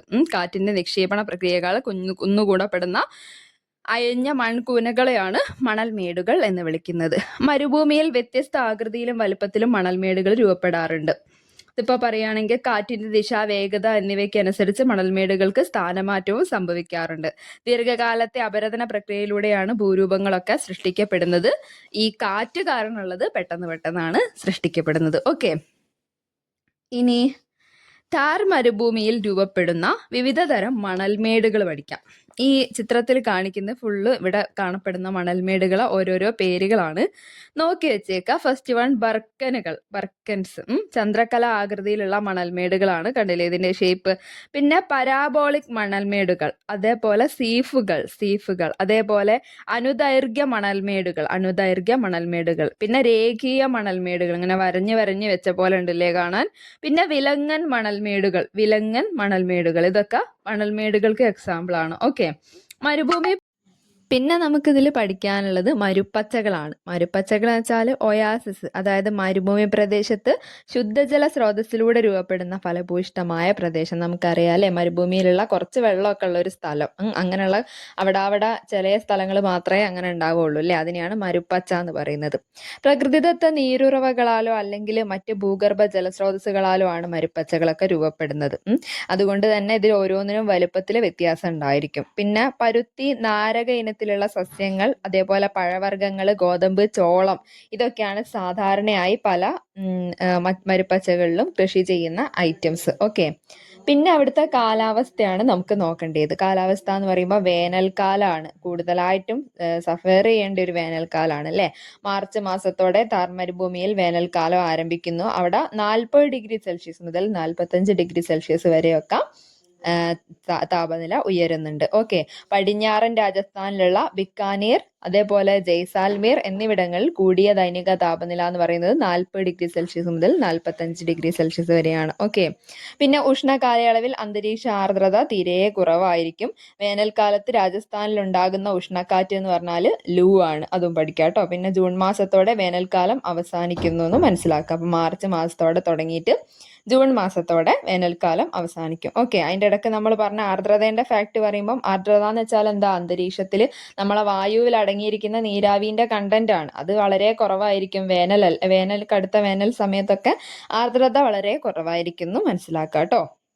ഇനി മഴക്കാലമാണ്. മഴക്കാലം എന്ന് പറയുമ്പോൾ ഈ ജൂണോടൊക്കെ എന്ത് കഴിഞ്ഞ്, വേനൽക്കാലം കഴിഞ്ഞ്. അപ്പം ജൂലൈ മുതൽ സെപ്റ്റംബർ വരെയാണ് ഥാർ മരുഭൂമിയിൽ മഴക്കാലം അനുഭവപ്പെടുന്നത്. പിന്നെ തെക്ക് പടിഞ്ഞാറൻ മൺസൂൺ കാറ്റുകൾ മഴയ്ക്ക് കാരണമാകുന്നുണ്ടെങ്കിലും താർ മരുഭൂമിയിൽ ഇത് വളരെ കുറഞ്ഞ വാർഷിക മഴയാണ് ലഭിക്കുന്നുള്ളൂ. ഓക്കെ, ആരവല്ലി നിരകളുടെ കിഴക്ക് ഭാഗത്ത് നിൽക്കുന്ന ഏകദേശം വാർഷിക മഴ എന്ന് പറയുന്നത് 76.2 സെന്റിമീറ്റർ ആണ്. ആ ശരാശരി ഒന്ന് നോക്കി വെച്ചേക്കണേ. 76.2 സെന്റിമീറ്റർ ആണ് ആരവല്ലിയുടെ കിഴക്ക് ഭാഗത്തൊക്കെ ആയിട്ട് ലഭിക്കുന്നത്. ഓക്കെ, പിന്നെ ആരവല്ലിയുടെ പടിഞ്ഞാറ് ഭാഗത്താണെങ്കിലോ അവിടെ 25 സെന്റിമീറ്ററിലും താഴെയാണ് മഴ ലഭിക്കുന്നത്. അത് നമ്മൾ നേരത്തെ പഠിച്ച ഒരു ഫാക്റ്റ് ആണ്. ആരവല്ലി മലനിരകൾ കാരണം ഈ മൺസൂൺ കാറ്റുകൾ അപ്പുറത്തേക്ക് പ്രവേശിക്കാണ്ട് നിൽക്കുന്നതെന്ന്. അപ്പൊ പടിഞ്ഞാറ് ഭാഗത്തേക്ക് അങ്ങനെ മഴയൊന്നും കിട്ടുന്നില്ല. അതുകൊണ്ട് തന്നെ അവിടെ 25 സെന്റിമീറ്ററിൽ താഴെയേ ഉള്ളൂ. പക്ഷേ കിഴക്ക് ഭാഗത്താണെങ്കിലോ 76.2 സെന്റിമീറ്റർ ഉണ്ട്. ഓക്കെ, സെറ്റ് ആണല്ലോ. ഇനി മൺസൂണിന്റെ പിൻവാങ്ങൽ കാലമായ ഒക്ടോബർ നവംബർ മാസങ്ങളിൽ രാജസ്ഥാനിൽ മഴ ഗണ്യമായി കുറയുന്നു. ഇനി നമുക്ക് അവിടെയുള്ള ശൈത്യകാലം നോക്കാം. ഇപ്പൊ എന്തൊക്കെ പഠിച്ച്, ഫസ്റ്റ് വേനൽക്കാലം, പിന്നെ മഴക്കാലം. ഇനി നോക്കാൻ പോകുന്നത് ശൈത്യകാലം. ഓക്കെ, ഡിസംബർ മാസത്തോടെ താർ മരുഭൂമിയിലെ ശൈത്യകാലം ആരംഭിക്കുകയായി. അപ്പൊ ഡിസംബറിലാണ് സ്റ്റാർട്ട് ചെയ്യുന്നത്. ഓക്കെ, താർ മരുഭൂമിയിലെ ശൈത്യകാലത്തെ താപനില എന്ന് പറയുന്നത് 5 ഡിഗ്രി സെൽഷ്യസിനും 10 ഡിഗ്രി സെൽഷ്യസിനും ഇടയിലാണ്. അപ്പൊ അത്രയും കുറവാണ് അല്ലെ, അത്രയും കുറവാണ്. അതായത് 40-45 വേനലിലുള്ള സ്ഥലത്താണ് 5 മുതൽ 10 വരെയൊക്കെ ആവുന്നത്. അന്നപ്പോ എത്രത്തോളം വ്യത്യാസം അവിടെ വരുന്നുണ്ട്. അപ്പൊ ശൈത്യകാലത്ത് നല്ല തണുപ്പ് അനുഭവപ്പെടുന്നുണ്ട് എന്ന് മനസ്സിലാക്കുക കേട്ടോ. താർ മരുഭൂമിയിലെ ശൈത്യകാലത്തെ താപനില 5 ഡിഗ്രി സെൽഷ്യസ് മുതൽ 10 ഡിഗ്രി സെൽഷ്യസ് വരെയാണ്. ഓക്കെ, പിന്നെ തെളിഞ്ഞ ആകാശം, താഴ്ന്ന അന്തരീക്ഷ ഊഷ്മാവ്, കുറഞ്ഞ ആർദ്രത, ഇളങ്കാറ്റ് എന്നിവ ശൈത്യകാലത്തിന്റെ പ്രത്യേകതകളാണ്. ഓക്കെ, പിന്നെ താർ മരുഭൂമിയിൽ അതിശൈത്യം അനുഭവപ്പെടുന്ന മാസമാണ് ജനുവരി. ജനുവരിയിലാണ് അതിശൈത്യം അനുഭവപ്പെടുന്നത്. നമുക്കറിയാം ഈ ഡിസംബർ, ജനുവരി, ഫെബ്രുവരി സമയത്താണ് എന്ത് ഈ ശൈത്യകാലം അനുഭവപ്പെടുന്നത്. അപ്പൊ അതിൽ നടുവിൽ വരുന്നത് ജനുവരി അല്ലേ, ആ സമയത്താണ് അതിശൈത്യം അനുഭവപ്പെടുന്നത്. സെറ്റാണല്ലോ. പിന്നെ ബിക്കാനീർ, ചിരു, സിക്കാർ തുടങ്ങിയ പ്രദേശങ്ങളിൽ രാത്രി താപനില പലപ്പോഴും 0 ഡിഗ്രി സെൽഷ്യസിലും താഴെയായിരിക്കും. അത്രയും ടെമ്പറേച്ചർ നെഗറ്റീവ് ആവാറുണ്ട് എന്ന്. ബിക്കാനീർ, ചിരു, സിക്കാർ തുടങ്ങിയ പ്രദേശങ്ങളിൽ രാത്രി താപനില പലപ്പോഴും 0 ഡിഗ്രി സെൽഷ്യസിലും താഴെയാവാറുണ്ട്. ഓക്കെ, പിന്നെ ഫെബ്രുവരി മാസത്തോടെ ശൈത്യകാലം അവസാനിക്കുന്നു. അപ്പൊ നമ്മൾ പഠിച്ചത് എങ്ങനെയാ, മാർച്ച് ടു ജൂൺ എന്ന് പറയുന്നത് വേനൽക്കാലം, പിന്നെ ജൂലൈ ടു സെപ്റ്റംബർ എന്ന് പറയുന്നതാണ് മഴക്കാലം. അത് കഴിഞ്ഞാൽ ഒക്ടോബറിലും പിന്നെ മൺസൂണിന്റെ പിൻവാങ്ങൽ വരുന്നുണ്ട്. അതായത് ഒക്ടോബർ നവംബർ മാസങ്ങളിൽ മൺസൂണിന്റെ പിൻവാങ്ങൽ, അതും മഴക്കാലം തന്നെയാണ്. ഒരുവിധം മഴക്കാലമാണ്, പക്ഷെ അവിടെ ഒരുപാട് മഴയൊന്നും കിട്ടുന്നില്ല എന്ന് മനസ്സിലാക്കണേ. പിന്നെ അപ്പൊ നവംബർ കഴിഞ്ഞാൽ പിന്നെ ഏതാ, ഡിസംബർ മാസം. അപ്പൊ ഡിസംബർ, ജനുവരി, ഫെബ്രുവരി 3 മാസത്തെ ശൈത്യം. ഓക്കെ, മനസ്സിലായില്ലേ? ഇനി മരുഭൂമി മണ്ണ്, അവിടുത്തെ മണ്ണിനങ്ങളെ കുറിച്ചിട്ടാണ് പഠിക്കാൻ പോകുന്നത്. മരുഭൂമി മണ്ണാണ് അവിടെ താർ മരുഭൂമിയിലും ആ റീജിയണിലൊക്കെ കാണപ്പെടുന്നത്. വരണ്ട മണ്ണായിരിക്കും. ഓക്കെ, താർ മരുഭൂമിയുടെ ഭൂരിഭാഗം പ്രദേശങ്ങളും അതിവിശാലമായ മണൽപ്പരപ്പുകളാണ്. താർ മരുഭൂമിയിൽ കാണപ്പെടുന്ന മണൽ നിറഞ്ഞ മണ്ണാണ് ഈ മരുഭൂമി മണ്ണ് അല്ലെങ്കിൽ വരണ്ട മണ്ണ് എന്നൊക്കെ പറയുന്നത്. തവിട്ട് നിറാണ് ഇതിനുണ്ടായിരിക്കുക. മണൽഘടന ഉള്ളതാണ്, തവിട്ട് നിറമുള്ളതാണ് മരുഭൂമി മണ്ണ്. പിന്നെ ഉയർന്ന താപനിലയും വരണ്ട കാലാവസ്ഥയുമാണ് അനുഭവപ്പെടുന്നത്. അതുകൊണ്ട് തന്നെ ബാഷ്പീകരണ പ്രക്രിയയൊക്കെ വേഗത്തിൽ നടക്കുന്നു. അതുകൊണ്ട് മരുഭൂമി മണ്ണിൽ ലവണാംശം കൂടുതലാണ് ഉള്ളത്. അതായത് മണ്ണിൽ കൂടുതലും ഈ വെള്ളം അങ്ങനെ തങ്ങി നിൽക്കാണ്ട് ബാഷ്പീകരണം ചെയ്ത് പോകുന്നത് കൊണ്ട് തന്നെ അവിടെ ഉള്ള കണ്ടന്റ്, ലവണത്തിന്റെ കണ്ടന്റ് അതേപോലെ, അതായത് ലവണാംശം കൂടുതലായും അനുഭവപ്പെടും. ഓക്കെ, പിന്നെ മഴ തീരെ കുറവായ പ്രദേശത്തുള്ളതിനാൽ മരുഭൂമി മണ്ണ് ക്ഷാരഗുണമുള്ളതാണ്. ക്ഷാരഗുണമാണ് അതിനുള്ളതെന്ന് മനസ്സിലാക്കുക കേട്ടോ. അപ്പൊ മഴ തീരെ കുറവായ പ്രദേശങ്ങളിൽ മരുഭൂമി മണ്ണിന് ക്ഷാരഗുണമാണ്. ഓക്കെ, ഇനി മരുഭൂമി മണ്ണ് പൊതുവെ ഭൂരിഭാഗം വിളകൾക്കും അനുയോജ്യമല്ല. വേണ്ടത്ര അളവിൽ നന കിട്ടിയില്ലെങ്കിൽ പലയിടങ്ങളിലും ഈ മണ്ണിനും കാലാവസ്ഥയ്ക്കും അനുയോജ്യമായ വിളകൾ കൃഷി ചെയ്യാൻ വേണ്ടി പറ്റും. നനയ്ക്കാൻ ഒരു സ്രോതസ് എങ്ങനെയെങ്കിലും കിട്ടുകയെന്നുണ്ടെങ്കിൽ അവിടെ കൃഷിയൊക്കെ ചെയ്താൽ ഉണ്ടാവും. അല്ലാതെ കൃഷി അത്ര പ്രാപിക്കില്ല എന്നാണ് പറയുന്നത്. ഓക്കെ, ഇനി സസ്യജാലങ്ങൾ. മരുഭൂമിയിലുള്ള സസ്യജാലങ്ങൾ എന്ന് പറയുമ്പോൾ നമ്മളെ മനസ്സിലേക്ക് ഫസ്റ്റ് വരുന്നത് എന്താ, മുൾച്ചെടികൾ അല്ലേ. മുൾച്ചെടികളാണ് പ്രധാനമായും താർ മരുഭൂമിയിലൊക്കെ കാണപ്പെടുന്നത്. താർ മരുഭൂമിയിലെ ഒരു പ്രധാന സസ്യവർഗമാണ് കള്ളിമുൾച്ചെടികൾ. മാംസളമായ കാണ്ടാണ് ഇതിനുണ്ടാവുക. ഇലകൾ തീരെ ഇല്ല. അതെല്ലാം എന്ത് രൂപത്തിലേക്കും ട്രാൻസ്ഫോം ആയിട്ടുണ്ടാവും, മുള്ളുകളായിട്ട് മാറിയിട്ടുണ്ടാവും. പിന്നെ മുൾച്ചെടികളും കുറ്റിക്കാടുകളുമാണ് താർ മരുഭൂമിയിൽ പൊതുവെ വളരുന്ന സസ്യങ്ങൾ എന്ന് പറഞ്ഞാൽ. പിന്നെ അവിടെ ഉള്ള മറ്റ് സസ്യങ്ങൾ പറയുകയാണെങ്കിൽ ഗം അറബിക് അക്കേഷ്യ, യൂഫോർബിയ ഒക്കെയാണ്. താർ മരുഭൂമിയുടെ കിഴക്കൻ കുന്നുകളിൽ വളരുന്ന വരൾച്ചയെ പ്രതിരോധിക്കുന്ന സസ്യങ്ങളാണ് ഗം അറബിക് അക്കേഷ്യ, അതേപോലെ യൂഫോർബിയ. ഓക്കെ, യൂഫോർബിയ ചെടികൾ നമ്മൾ കണ്ടിട്ടുണ്ടാവും അല്ലേ. ഇനി ജന്തുജാലങ്ങളാണ്. മരുഭൂമിയിൽ ഉണ്ടാവുന്ന ജന്തുജാലങ്ങളെ കുറിച്ചുള്ള ഇൻഫർമേഷൻ നോക്കാം. മരുഭൂമിയിലെ കപ്പൽ എന്ന് വിശേഷിപ്പിക്കുന്നത് ഒട്ടകാണ്. ഈ ഒരു ക്വസ്റ്റ്യൻ റീസെന്റ് ആയിട്ട് നമ്മളോട് PSC ചോദിച്ചു. ഒരുവിധം എല്ലാ ആൾക്കാർക്കും അറിയുന്ന ആൻസർ ആയിരിക്കും. ചെറിയ കുഞ്ഞു ക്ലാസ്സിലെ നമ്മൾ പഠിച്ച് കേട്ടുള്ള പരിചയമുള്ളതായിരിക്കും. പക്ഷെ ഇത് ടെക്സ്റ്റ് ബുക്കിൽ ഉള്ളത് കൊണ്ടാണ് എടുത്ത് ചോദിച്ചത് എന്ന് മനസ്സിലാക്കുക കേട്ടോ. നമ്മളോട് ഈ അടുത്ത റീസെന്റ് ആയിട്ട് നടന്ന ഒരു എക്സാമിന് PSC ചോദിച്ച ക്വസ്റ്റ്യൻ. മരുഭൂമിയിലെ കപ്പൽ ഒട്ടകം. ഇതൊന്നും ഒരിക്കലും തെറ്റിക്കരുത് കേട്ടോ, എല്ലാവരും ശരിയാക്കുന്ന കാര്യം, അപ്പൊ നമ്മൾ ശരിയാക്കി പോകണം. ഓക്കെ. ഇനി താർ നിരവധി ഇനം പക്ഷികളുടെയും ഉരഗങ്ങളുടെയും വന്യമൃഗങ്ങളുടെയും ആവാസ കേന്ദ്രമാണ്. പിന്നെ വിവിധ ഇനം ഉരഗങ്ങള്, അതേപോലെ തേള്, കീരി, ചുവന്ന കുറുക്കൻ, ചിങ്കാരമാൻ, ഫാൽക്കൺ, പുള്ളിപ്പരുന്ത് ഇവയൊക്കെ കാണപ്പെടുന്നുണ്ട്. താർ മരുഭൂമിയിൽ കാണപ്പെടുന്ന ജീവികളാണ് ഇതൊക്കെ. പിന്നെ ഇന്ത്യയുടെ മറ്റു ഭാഗങ്ങളിൽ വേഗത്തിൽ അപ്രത്യക്ഷമായിക്കൊണ്ടിരിക്കുന്ന പല ജന്തു ഇനങ്ങളും ഈ മരുഭൂമിയിലുണ്ട്. അതായത് ഇന്ത്യൻ ബസ്റ്റാർഡ്, അതേപോലെ ബ്ലാക്ക് ബക്ക്, കാട്ടുപൂച്ച, ഇതൊക്കെ താർ മരുഭൂമിയിൽ കാണപ്പെടുന്നുണ്ട്. ഓക്കെ. ഇനി ജനജീവിതമാണ്. അവിടെ പൊതുവെ ജനജീവിതം കുറവാണെന്ന് നമുക്കറിയാം. കുറവ് തന്നെയാണ്. അതായത് താർ മരുഭൂമിയിൽ ജനസംഖ്യ വളരെ കുറവാണ്, മനുഷ്യവാസം കുറവാണ്. ജനജീവിതം ദുഷ്കരമായ പ്രദേശങ്ങളാണ് താർ മരുഭൂമിയിൽ കൂടുതലായിട്ടുള്ളത്. ഭൂമിശാസ്ത്രപരമായ ഘടകങ്ങൾ അനുഗുണമായ പ്രദേശങ്ങളിലാണ് ജനവാസം ഉള്ളത്. എവിടേക്കാണ് ഈ മരുപ്പച്ചൊക്കെ കാണപ്പെടുന്ന സ്ഥലങ്ങളിലല്ലേ മനുഷ്യനെ എക്സിസ്റ്റ് ചെയ്ത് പോകാൻ പറ്റുള്ളൂ. അവിടെ മാത്രമേ ആളുകളെ കാണുന്നുള്ളൂ. ജനങ്ങൾ കൂടുതലും അധിവസിക്കുന്നത് ഗ്രാമപ്രദേശങ്ങളിലാണ്. പിന്നെ വരൾച്ചയേറുമ്പോൾ ജനവിഭാഗങ്ങൾ നാടോടികളായി അനുകൂല സാഹചര്യങ്ങൾ നിലനിൽക്കുന്ന മറ്റു പ്രദേശങ്ങളിലേക്ക് മാറി മാറി താമസിച്ചുകൊണ്ടേയിരിക്കും. എവിടെയാണോ നല്ല വെള്ളം കിട്ടുന്നത് അവിടേക്ക് ആൾക്കാർ താമസിച്ചു അങ്ങനെ പോകുന്ന നാടോടികളായിട്ടുള്ള ആൾക്കാരാണ് കൂടുതലുള്ളത് എന്ന് ഓർക്കാട്ടോ. ഇനി മരുഭൂമിയിലെ കൃഷി വളരെ കുറവായിരിക്കും നമുക്കറിയാം. പക്ഷെ രാജസ്ഥാനിൽ കൂടുതലായിട്ടും കൃഷി ചെയ്യുന്ന നമുക്കറിയുന്ന കുറച്ച് സാധനങ്ങളുണ്ട്. ജോവർ, ബജ്ര തുടങ്ങിയ ചെറുധാന്യങ്ങൾ അല്ലെ, അതൊക്കെ കൂടുതലായി ഉൽപ്പാദിപ്പിക്കുന്നത് രാജസ്ഥാനിലാണ്. അപ്പൊ നമ്മൾ ആലോചിക്കുക, അതൊക്കെ ഈ മരുഭൂമിയിൽ മരുപ്പച്ച ഭാഗങ്ങളിലൊക്കെ കൃഷി ചെയ്തുണ്ടാക്കുന്നതാണ്. മറ്റ് സംസ്ഥാനങ്ങളെക്കാൾ രാജസ്ഥാനാണ് ഈ രണ്ട് ചെറുധാന്യങ്ങൾക്കും മുന്നിൽ നിൽക്കുന്നത് എന്ന് ഓർത്ത് പഠിച്ചു വെച്ചേക്കണം കേട്ടോ. അപ്പൊ നോക്കാം. വളർച്ചയ്ക്ക് ജലം വളരെ മിതമായ അളവിൽ മാത്രം ആവശ്യമുള്ള വിളകളെയാണ് നമ്മൾ രാജസ്ഥാനിലൊക്കെ കൃഷി ചെയ്യുന്നത്. ജലസേചന സൗകര്യങ്ങൾ പ്രയോജനപ്പെടുത്തി സാധ്യമായ സ്ഥലങ്ങളിൽ വാണിജ്യാടിസ്ഥാനത്തിൽ വിളകൾ കൃഷി ചെയ്യുന്നുണ്ട്. പ്രധാനപ്പെട്ട കാർഷിക വിളകൾ പറയുകയാണെങ്കിൽ ഒന്ന് ബജ്ര, പിന്നെ ജോവർ, രണ്ടും ചെറുധാന്യങ്ങളാണ്. പിന്നെ ഗോതമ്പ്, ചോളം, നിലക്കടല, തിനവർഗ്ഗങ്ങൾ, പരുത്തി എന്നിവയൊക്കെ കൃഷി ചെയ്യുന്നുണ്ട് രാജസ്ഥാനിൽ. ഓക്കെ, ഈ താർ മരുഭൂമിയിൽ. പിന്നെ രാജസ്ഥാൻ മരുഭൂമി പ്രദേശത്തെ പ്രധാനപ്പെട്ട ജലസേചന പദ്ധതിയാണ് ഇന്ദിരാഗാന്ധി കനാൽ. ഈ ഇന്ദിരാഗാന്ധി കനാൽ PSCന്റെ ഇഷ്ടപ്പെട്ട ഒരു ക്വസ്റ്റ്യൻ ആണ്. ഏത് സംസ്ഥാനത്തിലൂടെ ഒഴുകുന്നു എന്നൊക്കെ പറഞ്ഞിട്ട് നമ്മളോട് എപ്പോഴും ചോദിക്കുന്നത്. അപ്പം ഏതാണ്? ഇന്ദിരാഗാന്ധി കനാലാണ് രാജസ്ഥാൻ മരുഭൂമി പ്രദേശത്തെ വെള്ളം എത്തിക്കുന്നത്. ഓക്കെ, ജലസേചന പദ്ധതി. ഓക്കെ. ഇനി ഇന്ദിരാഗാന്ധി കനാൽ പദ്ധതിനെ കുറിച്ച് കുറച്ച് കാര്യങ്ങൾ നോക്കാം. സത്ലജ് നദിയിൽ നിന്നാണ് ഇതിലേക്ക് വെള്ളം എത്തുന്നത് എന്ന് ഫസ്റ്റ് മനസ്സിലാക്കുക. ഇന്ദിരാഗാന്ധി കനാലിൽ ജലം എത്തിക്കുന്നത് സത്ലജ് നദിയിൽ നിന്നുമാണ്. പിന്നെ രാജസ്ഥാനിലെ താർ മരുഭൂമിയുടെ ജലസേചനത്തിനായി നിർമ്മിച്ചിട്ടുള്ള കനാലാണ് ഇത്. ഇന്ദിരാഗാന്ധി കനാലിന്റെ പഴയ പേര് രാജസ്ഥാൻ കനാൽ എന്നായിരുന്നു. അതിന്റെ പേര് പിന്നീട് ഇന്ദിരാഗാന്ധി എന്നാക്കി മാറ്റിയതാണ്.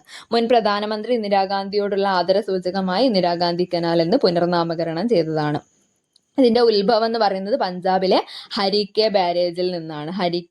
പഞ്ചാബിലെ ഹരിക്കെ ബാരേജിൽ നിന്നാണ് ഇന്ദിരാഗാന്ധി കനാൽ ഉത്ഭവിക്കുന്നത്. പിന്നെ ഇന്ദിരാഗാന്ധി കനാൽ ജലം വിതരണം ചെയ്യുന്ന പ്രദേശങ്ങൾ ഏതൊക്കെയാന്ന് വെച്ചാൽ, ഒന്ന് ശ്രീഗംഗാനഗർ, പിന്നെ ബിക്കാനീർ, അതേപോലെ ജയ്സാൽമീർ. ഓക്കെ, ശ്രീഗംഗാനഗർ, ബിക്കാനീർ, ജയ്സാൽമീർ ഈ 3 സ്ഥലങ്ങളിലും ജലം വിതരണം ചെയ്യുന്ന കനാലാണ് ഇന്ദിരാഗാന്ധി കനാൽ. ഓക്കെ. ഇനി ഇന്ദിരാഗാന്ധി കനാൽ പടിഞ്ഞാറൻ രാജസ്ഥാനിലുള്ള 8 ജില്ലകളിൽ കുടിവെള്ളം നൽകുന്നുണ്ട്. ഓക്കെ, 8 ജില്ലകളിൽ ഇന്ദിരാഗാന്ധി കനാല് പടിഞ്ഞാറൻ രാജസ്ഥാനിലുള്ള 8 ജില്ലകളിൽ കുടിവെള്ളം എത്തിക്കുന്നുണ്ട്. ഓക്കെ. ഇന്ദിരാഗാന്ധി കനാൽ പദ്ധതിയിലൂടെ കാർഷിക ഉൽപാദനം ഗണ്യമായി വർദ്ധിക്കുകയും കൃഷിയുമായി ബന്ധപ്പെട്ട വ്യവസായങ്ങൾ അഭിവൃദ്ധി പ്രാപിക്കുകയും ചെയ്തിട്ടുണ്ട്. ഓക്കെ, മനസ്സിലാക്കാട്ടോ. ഇനി മൃഗപരിപാലനമാണ്. അവിടുത്തെ വളർത്തുന്ന മൃഗം മെയിനായിട്ട് ആരായിരിക്കും? ഒട്ടകം തന്നെയാണ് അല്ലെ. പിന്നെ അതേപോലെയുള്ള കുറച്ച് നാൽക്കാലികളുണ്ട്, നമുക്ക് നോക്കാം. ഇന്ത്യയിലെ ആകെ കന്നുകാലി സമ്പത്തിന്റെ 10% രാജസ്ഥാനിലാണ് ഉള്ളത്. രാജസ്ഥാനിലുള്ള പ്രധാനപ്പെട്ട വളർത്തു മൃഗങ്ങൾ നോക്കുകയാണെങ്കിൽ ഒന്ന് ആട്, അതേപോലെ എരുമ, പിന്നെ ചെമ്മരിയാട്, പശു, ഒട്ടകം. ഓക്കെ, ഇത്രയും മൃഗങ്ങളെയാണ് അവിടെ പരിപാലിച്ച് പോറ്റി വരുന്നത്. ഓക്കെ. ഇനി മരുഭൂമി പ്രദേശത്തുള്ള ഖനനം പഠിക്കാട്ടോ.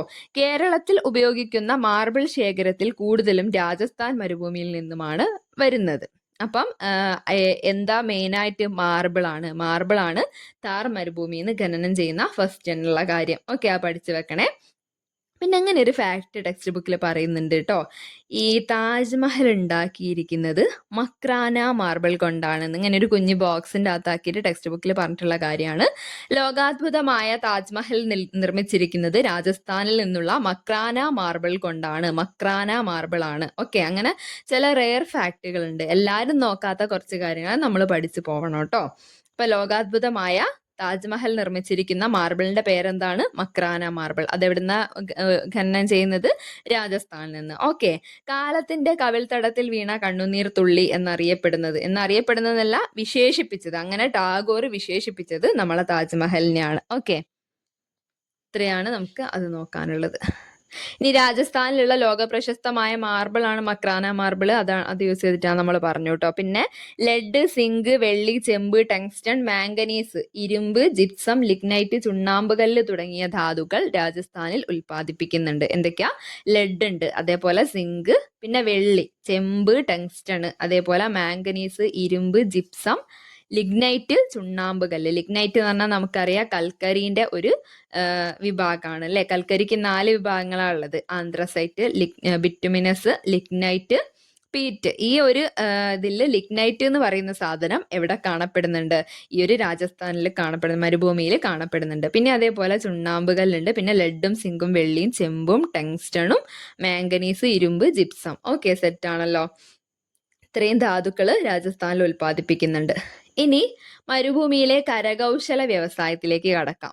തുകൽ ഉൽപ്പന്നങ്ങൾക്ക് പ്രസിദ്ധമായ രാജസ്ഥാനിൽ ഒട്ടകങ്ങളുടെ തോൽ ഉപയോഗിച്ച് ലാമ്പ്, ഷെയ്ഡുകൾ, പൗച്ചുകൾ, പാദരക്ഷകൾ തുടങ്ങിയ ഉൽപ്പന്നങ്ങൾ നിർമ്മിക്കുന്നുണ്ട്. ലാമ്പ് ഷെയ്ഡ്, അതേപോലെ പൗച്ച്, പാദരക്ഷ, ഇതൊക്കെ ഉണ്ടാക്കാൻ വേണ്ടിയിട്ട് ഒട്ടകത്തിന്റെ തോല് യൂസ് ചെയ്യുന്നുണ്ട് കേട്ടോ. ഇനി തുകൽ നിർമ്മിതമായ പരമ്പരാഗത നാടോടി സംഗീതോപകരണങ്ങൾ രാജസ്ഥാനിന്റെ പ്രത്യേകതയാണ്. ഇനി രാജസ്ഥാനിലുള്ള ഊർജോൽപാദനം, മരുഭൂമി പ്രദേശത്തെ ഊർജോൽപാദനം എങ്ങനെയാ മെയിൻ ആയിട്ട് ഉണ്ടാവുക? അവിടെ നമ്മൾ പഠിക്കുന്നുണ്ട് ഭൂരൂപങ്ങളൊക്കെ ഉണ്ടാകുന്നത് ആര് കാരണ? കാറ്റ് കാരണമാണ് അല്ലേ. അപ്പൊ ആ കാറ്റിനെ തന്നെ എനർജി ആക്കി മാറ്റിയിട്ടാണ് ഇവര് എനർജി പ്രൊഡ്യൂസ് ചെയ്യുന്നത് അല്ലേ. അപ്പം അവിടെ കൂടുതൽ ഉള്ളത് ഒന്നാമതേ ഈ സൂര്യൻ, നല്ല കത്തി ജ്വലിക്കുന്ന സൂര്യന്റെ വെയിൽ. അപ്പൊ ആ വെയിലിന്റെ ആ സോളാർ യൂസ് ചെയ്യുന്നുണ്ട്. അതേപോലെ തന്നെ ഈ കാറ്റിനെ ഇവര് എനർജി ആക്കി മാറ്റുന്നുണ്ട് എന്ന് മനസ്സിലാക്കാം. അപ്പൊ ആ 2 മെത്തേഡുകളാണ് ഊർജ്ജോൽപാദനത്തിന് വേണ്ടി മരുഭൂമിയിൽ ഉപയോഗിക്കുന്നത്. അവിടെ ജലം യൂസ് ചെയ്തിട്ടല്ല എന്ന് മനസ്സിലാക്കാം കേട്ടോ. വൈദ്യുതി ഉൽപാദനത്തിനായി ധാരാളം കാറ്റാടിപ്പാടങ്ങൾ താർ മരുഭൂമിയിൽ സ്ഥാപിക്കപ്പെട്ടിട്ടുണ്ട്. അതേപോലെ സോളാർ പാനലുകൾ ഉപയോഗിച്ചും താർ മരുഭൂമിയിൽ ഊർജ്ജം ഉൽപ്പാദിപ്പിക്കുന്നു. പിന്നെ ഉപ്പ് കലർന്ന ജലം ശുദ്ധിയാക്കാനാണ് അവിടെ മെയിനായിട്ടും ഊർജ്ജം ചെലവായി പോകുന്നത്. താർ മരുഭൂമിയിൽ ഉൽപ്പാദിപ്പിക്കപ്പെടുന്ന ഊർജ്ജം കൂടുതലായി പ്രയോജനപ്പെടുത്തുന്നത് എന്തിനു വേണ്ടിയിട്ടാ? ഉപ്പ് കലർന്ന ജലത്തിനെ ശുദ്ധിയാക്കാൻ വേണ്ടിയിട്ടാണ്. നമ്മൾ പഠിക്കുന്നുണ്ട് അല്ലേ, ഇലക്ട്രിസിറ്റി യൂസ് ചെയ്തിട്ട് ഈ ഉപ്പ് വേർതിരിക്കുന്ന ആ പരിപാടിയാണ് ഇലക്ട്രോളിസ്. ആ ഒരു സംഭവം ചെയ്തിട്ടാണ് ഈ ഒരു അതായത് ഡീസലൈനേഷന് വേണ്ടിയിട്ട് ഇലക്ട്രിസിറ്റി യൂസ് ചെയ്യുന്നുണ്ട് എന്ന് മനസ്സിലാക്കാം കേട്ടോ. കൂടുതലായിട്ട് അതിനാണ് വൈദ്യുതി ചെലവായി പോണത്.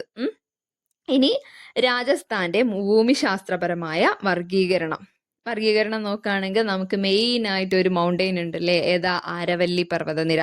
പിന്നെ ഈ കനാൽ, ഇന്ദിരാഗാന്ധി കനാലൊക്കെ ഉണ്ടല്ലോ, അപ്പൊ ആ കനാൽ മേഖല ഉണ്ട്. അതേപോലെ ചമ്പൽ മേഖല, ചമ്പൽ നദി ഒഴുകുന്ന ചമ്പൽ മേഖല ഉണ്ട്. പിന്നെ അതേപോലെ ഈ കിഴക്കൻ ഭാഗത്ത് കൃഷി അധിഷ്ഠിത മേഖല ഉണ്ട്. പിന്നെ അർദ്ധവരണ്ട മേഖല ഉണ്ട്. അത് രാജസ്ഥാൻ ഭാഗമാണ് അർദ്ധവരണ്ട മേഖല, നമ്മൾ ഓൾറെഡി പഠിച്ചത്. അതേപോലെ ഒരു യഥാർത്ഥ മരുഭൂമി ഉണ്ടല്ലോ, അതിന്റെ പേരെന്താ? മരുസ്ഥലി ഭാഗർ, അതായത് പടിഞ്ഞാറൻ വരണ്ട മേഖല. അതേപോലെ തെക്ക് കിഴക്കൻ മേഖല. ഇത്രയും മേഖലകളായിട്ടാണ് രാജസ്ഥാനെ ഭൂമിശാസ്ത്രപരമായി നമ്മൾ വർഗീകരിച്ചിരിക്കുന്നത്. അപ്പൊ ജോഗ്രഫിക്കലി രാജസ്ഥാൻ എത്ര വിഭാഗങ്ങളായിട്ട് തിരിച്ചിട്ടുണ്ട്? 7. ഏതൊക്കെയാ? ആരവല്ലി മേഖല, കനാൽ മേഖല, ചമ്പൽ മേഖല, അതേപോലെ കിഴക്കൻ കൃഷിയധിഷ്ഠിത മേഖല, പിന്നെ അർദ്ധവരണ്ട മേഖല, തെക്കു കിഴക്കൻ മേഖല, പടിഞ്ഞാറൻ വരണ്ട മേഖല. സെറ്റാണല്ലോ. ഇനി വിനോദസഞ്ചാരത്തിലേക്ക് കടക്കാം. താർ മരുഭൂമിയിലെ പ്രധാനപ്പെട്ട വരുമാന സ്രോതസ്സാണ് വിനോദസഞ്ചാരം എന്ന് പറയുന്നത്. മരുഭൂമിയിലുള്ള ടൂറിസം പ്രദേശവാസികൾക്ക് ധാരാളം തൊഴിലവസരങ്ങൾ നൽകുന്നുണ്ട്. ഈ ഒട്ടകത്തിന്റെ പുറത്തിരുത്തിയിട്ടുള്ള സവാരി, അങ്ങനെയുള്ള കുറെ കാര്യങ്ങളുണ്ട് അല്ലെ. പിന്നെ രാജസ്ഥാനിലെ ജയ്സാൽമീർ ജില്ലയിൽ സ്ഥിതി ചെയ്യുന്ന താർ മരുഭൂമിയിലെ ദേശീയോദ്യാനമുണ്ട്. അതിന്റെ പേരാണ് ഡെസേർട്ട് നാഷണൽ പാർക്ക്. അന്നേരം ഇപ്പം മരുഭൂമിയിലുള്ളതാണ്, അപ്പൊ അതിന്റെ പേര് തന്നെയാണ് കൊടുത്തിട്ടുള്ളതെന്ന് ഓർക്കുക, ഡെസേർട്ട് നാഷണൽ പാർക്ക് എന്നാണ് അതിന്റെ പേര്. ഓക്കെ, പിന്നെ രാജസ്ഥാനിലെ പ്രധാനപ്പെട്ട ടൂറിസ്റ്റ് കേന്ദ്രങ്ങൾ നോക്കുകയാണെങ്കിൽ ഹവാമഹൽ, അജ്മീർ ഫോർട്ട്, അതേപോലെ ദിൽവാര ജെയിൻ ക്ഷേത്രം, ഒരു ജൈനമത ക്ഷേത്രം സ്ഥിതി ചെയ്യുന്നുണ്ട്. അതിന്റെ പേരെന്താ? ദിൽവാര. അതേപോലെ രണക്പൂർ ജെയിൻ ക്ഷേത്രം, രണ്ടും ജൈനമത ക്ഷേത്രങ്ങളാണ്. ഏതൊക്കെയാ? ദിൽവാര, രണക്പൂർ. അതേപോലെ ഹവാമഹൽ ഉണ്ട്, അജ്മീർ ഫോർട്ട് ഉണ്ട്. ഇത്രയും 4 ഓർത്ത് വെച്ചേക്കണേ. അതേപോലെ താർ മരുഭൂമിയിലുള്ള ദേശീയോദ്യാനം ഏതായിരുന്നു? Desert national park. സെറ്റ് ആണല്ലോ. ഇനി നമുക്ക് മരുഭൂമിയിലെ ജനജീവിതത്തിനെ കുറിച്ചിട്ടൊന്ന് നോക്കാം. ജനജീവിതത്തെ ദുസ്സഹമാക്കുന്ന പ്രതികൂല കാരണങ്ങളുണ്ട്, കുറച്ച് സാധ്യതകളുണ്ട്. അത് ഏതൊക്കെയാന്ന് നോക്കാം. ഒന്നാമത് താപനില വേനൽക്കാലത്ത് ഇത്രയും ഹൈ ആണ്. അപ്പൊ ആൾക്കാർക്ക് അവിടെ ചൂടെടുത്തിട്ട് നിൽക്കാൻ പറ്റൂല അല്ലെ. അപ്പൊ 50°C വരെയൊക്കെ താപനില ഉയരുന്നുകൊണ്ട് ജലക്ഷാമത്തിനും ഇടയാക്കുന്നു. ആൾക്കാർക്ക് അവിടെ സർവൈവ് ചെയ്യാൻ ബുദ്ധിമുട്ടുണ്ട്. ഓക്കെ. പിന്നെ മഴയുടെ അഭാവം, ശക്തമായ കാറ്റ് എന്നിവ നിലനിൽക്കുന്നുണ്ട്. ഈ ശക്തമായ കാറ്റ് കാരണം ഒരുപാട് മണ്ണൊക്കെ ഇങ്ങനെ പാറി വീണ് അങ്ങനെ ഭയങ്കര ബുദ്ധിമുട്ടുണ്ട് അല്ലേ. ഒരു സ്ഥലത്തുള്ള ഒരു മണൽക്കുന്ന് വേണമെങ്കിൽ കുറച്ചു നേരം കഴിയുമ്പോൾ വേറെ സ്ഥലത്തായിരിക്കും ഉണ്ടാവുക കാറ്റടിച്ചിട്ട് അല്ലേ. പിന്നെ മികച്ച ഒരു റോഡ് ശൃംഖല ലഭ്യമാകുന്നില്ല. അതേപോലെ കടുത്ത ചൂടിൽ ടാർ ഉരുകുകയും റോഡുകൾക്ക് കുറുകെ ശക്തമായ മണൽക്കാറ്റ് വീശുകയും ചെയ്യുന്നത് ഗതാഗത തടസ്സം സൃഷ്ടിക്കുന്നുണ്ട്. അതേപോലെ വാർത്താവിനിമയ സൗകര്യം അപര്യാപ്തമാണ്. ഓക്കെ, മരുഭൂമിയിൽ വാർത്താവിനിമയ സൗകര്യം അങ്ങനെയൊന്നുമില്ല. നിരവധി പ്രതികൂല സാഹചര്യങ്ങൾ നിലനിൽക്കുന്നുണ്ടെങ്കിൽ പോലും ഒരു ജനവിഭാഗം പ്രകൃതിയോടിണങ്ങി ആ മരുഭൂമി പ്രദേശങ്ങളിൽ ഇപ്പോഴും അതിജീവിച്ച് വരുന്നുണ്ട്. ഓക്കെ, അത്രയാണ് നമുക്ക് ഈ ഒരു ചാപ്റ്ററിൽ പഠിക്കാനുള്ളത്. അപ്പൊ നമ്മൾ ജോഗ്രഫീന്റെ മണലാരണ്യത്തിലൂടെ എന്ന് പറയുന്ന ചാപ്റ്റർ ആണ് ഇവിടെ കംപ്ലീറ്റ് ചെയ്യുന്നത്. അപ്പോൾ ഓക്കെ ഫ്രണ്ട്സ്, താങ്ക് യു.